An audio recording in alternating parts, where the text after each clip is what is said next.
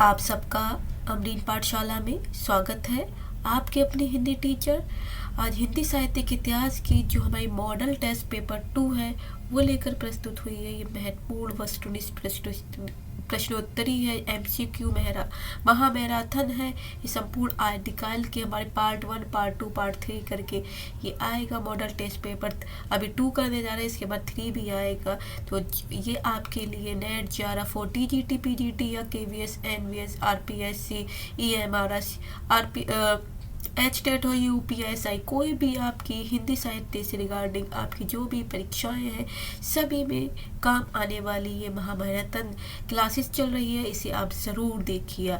तो चलिए ज़्यादा समय बर्बाद न करते हुए हम क्लास की तरफ पढ़ रहे हैं और क्लास को देखते हैं कि आज की जो test series model test paper है तो वो देखते हैं। आपका इससे पहले हमने पहला करा दिया है, जिन बच्चों ने नहीं देखा है वो जाके हमारी प्लेलिस्ट पे देख सकते हैं। हिंदी साहित्य मैराथन की क्लास की जो वस्तुनिष्ठ MCQ प्लेलिस्ट है उस पर जाके आपको ये मिल जाएगी।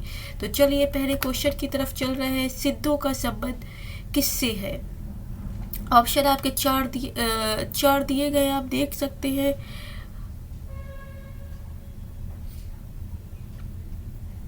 तो आ, बा, सा, दा, श, बद और इसी तरह से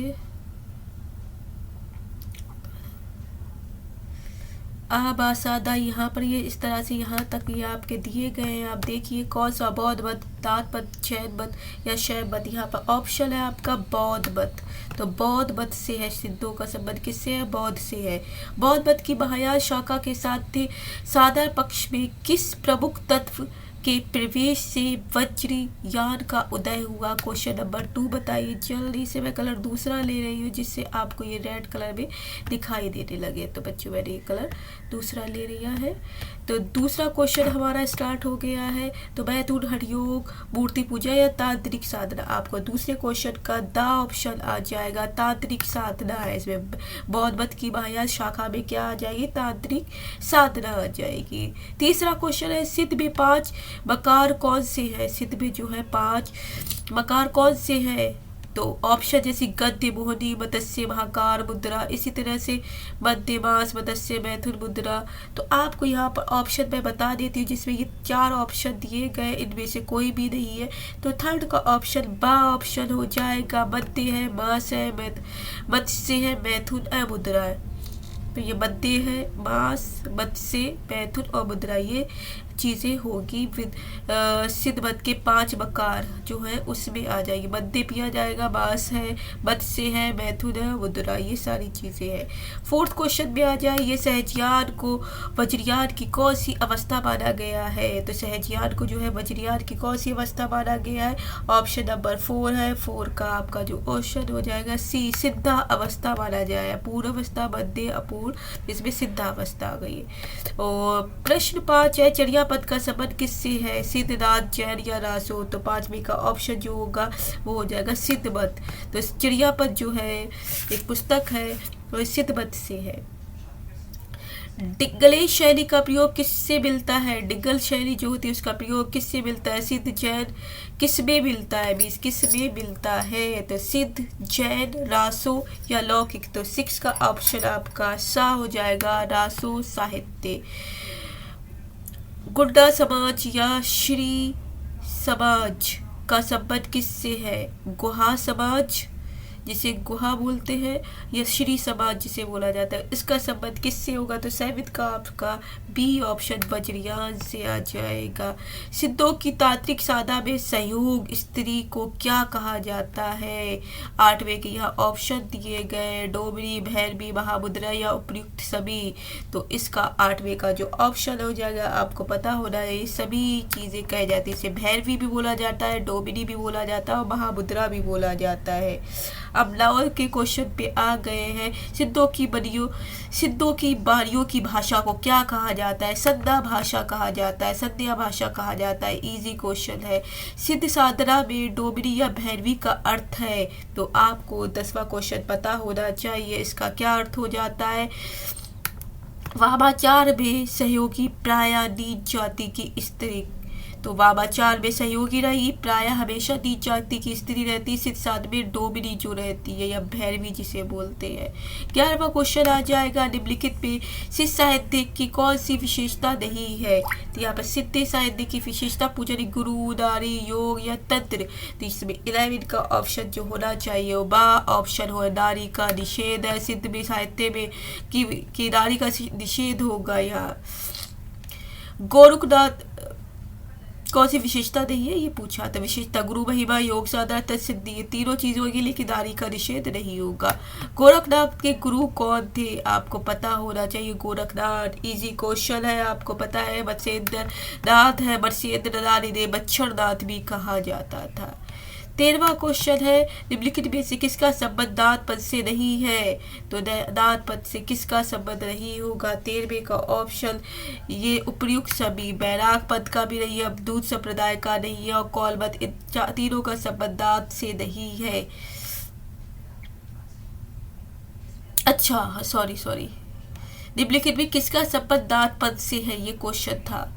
तो अवधूत संप्रदाय, बैराग पद और कौलवत, ये सभी का संबंध दांत पदों से है। उपयुक्त सब ये सारे सही हो जाएंगे।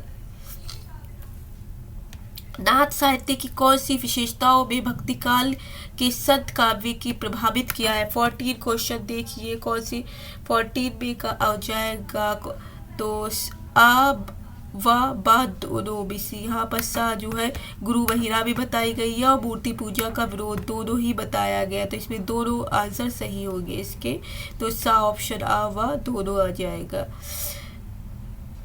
अब इसी के बाद प्रश्न 15 आ जाता है, किस इतिहासकार ने गोरखनाथ को हिंदी का प्रथम गद्य माना है? तो यह ऑप्शन है रामचंद्र शुक्ल, विश्वबंधु, जॉर्ज ग्रेसन और हजारी प्रसाद दे। तो 15वें का क्वेश्चन आपको पता होना चाहिए। विश्वबंधु ने गोरखनाथ को हिंदी का प्रथम गद्य लेखक माना है।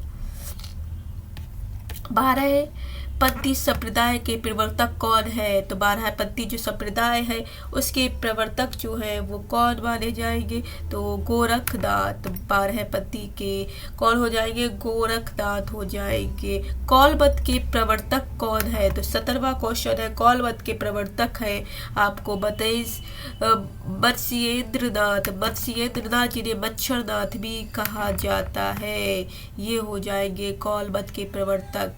और इसी तरह से 18वां क्वेश्चन, सिद्ध साहित्य के संदर्भ में कौन सा कथन असत्य है? इसमें हठयोग और तांत्रिक की साधना प्रमुख है, सिद्धों के लिए स्त्री के भोग अवश्य माना गया, रहस्य भावना की प्रमुखता है या मूर्ति पूजा का विशेष महत्व है। तो 18वें का क्वेश्चन का जो आंसर है कहीं आएगा मूर्ति पूजा का विशेष महत्व बताया गया। 18वें का ड ऑप्शन सही हो जाएगा। 19वां देख लेते हैं, हिंदी साहित्य के किस काव्य धारा पर सिद्ध और नाथ साहित्य का सर्वाधिक प्रभाव और दृष्टिगोचर होता है? तो किस साहित्य धारा पे होता है? तो इसका ऑप्शन होता है संत काव्य धारा पे। 19वें का बा ऑप्शन सही हो जाता है। संत काव्य धारा पे सिद्ध और नाथ साहित्य का प्रभाव पड़ा है सबसे ज्यादा। 20वां क्वेश्चन, सिद्धों और नाथों में किस बात को लेकर मतभेद था? कौन सी बात ऐसी थी तो किस में मतभेद रहा है? तो इसमें आ जाएगा तीर्थ और कर्मकांड का विरोध, जाति पात का खंडन, योग साधना में नारी का भोग जो है इस बात का मतभेद रहा है। तो 20वें का दा ऑप्शन सही हो जाएगा। 21वां देख लेते हैं, कान में बड़े बड़े छेद करके उनमें भारी कुंडल धारण करने वाले कलफटा साधु किस पद के थे? तो नाथ संप्रदाय के थे। सबसे इजी किसके? नाथ संप्रदाय के थे कनफटे साधु जिन्हें कहा जाता है। तो कनफटे योगी भी बोले जाते हैं, नाथ संप्रदाय से संबंध रखते हैं। बैराग पद किस संप्रदाय की शाखा है? तो 22वें का आंसर एकदम बता देंगे, गोरखपंथी संप्रदाय की है, जिसे गोरखनाथ भी बोलते हैं, नाथ संप्रदाय भी बोलते हैं, कनफटा योगी भी बोलते हैं। तो गोरखनाथ। शावकाचार रचना का संबंध किससे है? तो शावकाचार जो रचना रची गई थी उसका संबंध जैन मत से है। किससे? जैन मत से। सरप्पा सिद्ध कवि की कौन सी रचना है? जो सरप्पा है उनकी कौन सी रचना है? अब ऑप्शन देख लेते हैं। ये 1 मिनट 24वें के दोहा कोश, प्राण संकरी, चर्यापद या इनमें से कोई नहीं। तो आपको पता होना चाहिए दोहा कोश है। क्या है? दोहा कोश है। 24वें का आ हो जाएगा यहाँ पर। गोरखबानी का संपादन किसने किया था? तो पीताम्बर दत्त बड़तवाल ने किया था। 25वें का डी ऑप्शन है। गोरखबानी का संपादन किसने किया? पीताम्बर दत्त बड़तवाल ने इन्होंने इस पे इसका संपादन करवाया। चर्यापद के रचनाकार है, तो चर्यापद आपको इजी है, 26वां क्वेश्चन है। इसके कौन हो जाएंगे? शबरपा। चर्यापद शबरपा की है। किसकी है? शबरपा की है। चर्यापद शबरपा याद रख लीजिए। 26वें का बा ऑप्शन हो जाएगा। 27वां भारतेश्वर बाहुबली रास के रचनाकार कौन थे? शाली भद्री सूरी। याद होना चाहिए, इजी क्वेश्चन है। शाली भद्री सूरी भारतेश्वर बाहुबली रास के रचनाकार हैं। 28वां है सिद्ध साहित्य की भी अभ्रज भाषा की कौन सा रूप मिलता है? 28वां क्वेश्चन है, इसका है अर्धमागधी। अभ्रज भाषा का अर्धमागधी रूप मिलता है। कौन सा? अर्धमागधी मिलता है। 29वें क्वेश्चन पे आ जाते हैं। रेवंत गिरिरास के रचनाकार कौन है? श्री आसगु। रेवंत गिरिरास, रास आसगु याद कर लीजिए। रास गिरिरास, गिरिरास आसगु, गिरिरास आसगु, श्री आसगु हो जाएंगे। तो 28वें का सा ऑप्शन, 29वें का सा ऑप्शन जो होगा वेट ही गलत है। आसकू ये इसकी कमी नहीं है। 1 मिनट वेट, एक मिनट सॉरी बच्चों, यहाँ पर कुछ मिस्टेक है, तो एक बार पढ़ ले दो। तो रेवंत गिरिरास के रचनाकार कौन है? 29वां क्वेश्चन हम पढ़ रहे हैं। इसके ऑप्शन क्या क्या है? 1 मिनट। धर्म सूरी, श्री आसकू, शालिम सूरी, विजय सेन सूरी आ जाएंगे। सॉरी बच्चों, तो रेवंत गिरिराज के विजय सेन सूरी आएगी। आसकू नहीं है। आसकू दूसरे, आसकू इसके नहीं आएंगे। उपदेशक रसायन के लेखक है। 30 क्वेश्चन जो है उपदेशक रसायन के लेखक है। 30वें का जिन दत्त सूरी, इसके आ जाएंगे जिन दत्त सूरी। तो उपदेश रसायन के लेखक जिन दत्त सूरी हो जाएंगे। अब 31वें नंबर पे हम आ चुके हैं। जही बल पवन दसन चरहू रवि शशि दही पवेशा, तही बेट चित विषाद करूँ सरह कही ये उवेशा। ये पंक्ति किस कवि की है? तो ये आपको बहुत इजी क्वेश्चन है। ये वाली पंक्ति बहुत फेमस पंक्ति है आपकी। ये है सरहप्पा की। 32वां उनकी रचनाओं का जीवन की स्वाभाविक सरणियों, अनुभूतियों और दशाओं से कोई संबंध नहीं है। वे सांप्रदायिक शिक्षा मात्र, अतः शुद्ध साहित्य की कोटि में नहीं आ सकती। उपयुक्त उद्धरण के लेखक कौन है? तो 32वें के लेखक देखिए वो कौन हो जाएंगे? रामचंद्र शुक्ल कह रहे हैं। यहाँ 32वें का बा ऑप्शन जाएगा। रामचंद्र शुक्ल कहते हैं उनकी रचनाओं का जीवन की स्वाभाविक सरणियों, अनुभूतियों और दशा से कोई संबंध नहीं। वे सांप्रदायिक शिक्षा मात्र, अतः शुद्ध साहित्य की कोटि में नहीं आ सकता है।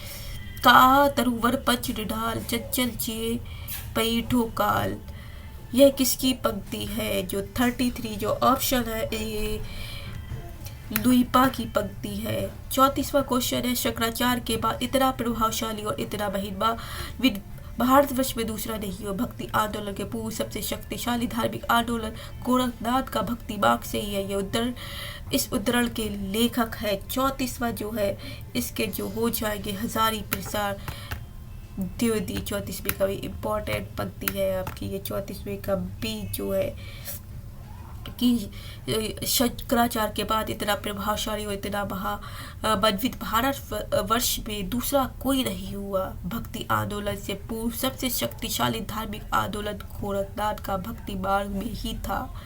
ये कौन बोल रहा है? हजारी प्रसाद द्विवेदी बोल रहे हैं। 35 क्वेश्चन है। आदिकाल नाम भ्रामक है। इससे बाबा आदम के ज़माने की आभास होता है। ये कथन किसका है कि इससे बाबा आदम के ज़माने का आभास हो रहा है, प्रतीत हो रहा है? ये कथन है बच्चन सिंह का। कौन बोल रहा है? बच्चन सिंह। क्या बोलते हैं कि आदिकाल नाम भ्रामक है, इससे बाबा आदम के ज़माने का आभास हो रहा है, आदिकाल नहीं होना चाहिए। 36 बोलते तुम्बी में त्रिलोक समाया, त्रिवेणी रिचंदा बूझोरी ब्रह्मा ज्ञानी अधत दात अभंग अभंगा। यह पंक्ति किसकी है? सामने ऑप्शन दिए गए, जल्दी से देखिए किसकी हो सकती है ये पंक्ति। तो ये पंक्ति है आपके गोरखनाथ की। तुम्बी में त्रिलोक समाया, त्रिवेणी निचंदा मुझोरे ब्रह्मा ज्ञानी, अनहदनाथ उमंगा। गोरखनाथ बोल रहे हैं। सिद्धों का महासुखवाद क्या है? तो 37 के 4 ऑप्शन सामने दिए गए, जल्दी से देखिए क्या होगा। तो इसका ऑप्शन आपको पता होना चाहिए। सिद्धों का महासुखवाद क्या है? संभोग की चरम पर परिणति। तो संभोग की परिणति होगा 37वें का ए ऑप्शन जाएगा।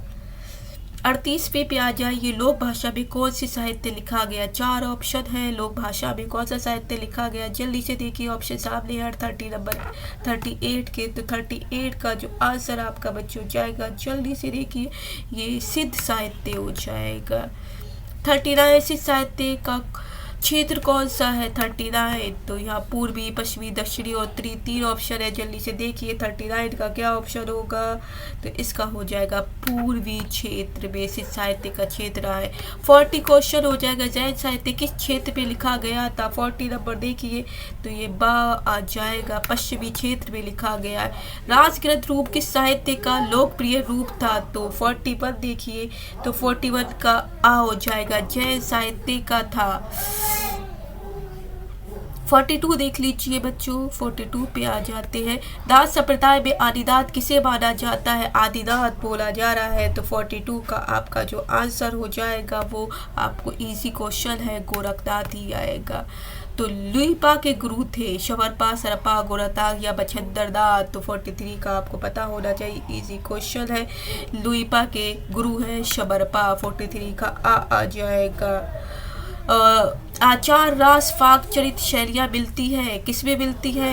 4 ऑप्शन है, जैन साहित्य में मिलती है। नेमिनाथ रास नाम 58 छंदों की रचना है। ये 4 ऑप्शन दिए गए सामने है। 45 का देखिए जल्दी से क्या हो जाएगा। तो इसका हो जाएगा सुमति गढ़ी। सुमिति गढ़ी में नेमिनाथ रास नाम के 58 छंदों की रचना मिलती है। 46 देख लीजिए, नारी निंदा किस संप्रदाय में मिलती है? नारी निंदा की। तो 4 ऑप्शन दिए गए हैं 46 का। तो आ ऑप्शन हो जाएगा, नाथ पंथ में मिलती है। 47 इनमें से नाथ संप्रदाय में क्या नहीं है? गुरु। 4 ऑप्शन दिए गए हैं।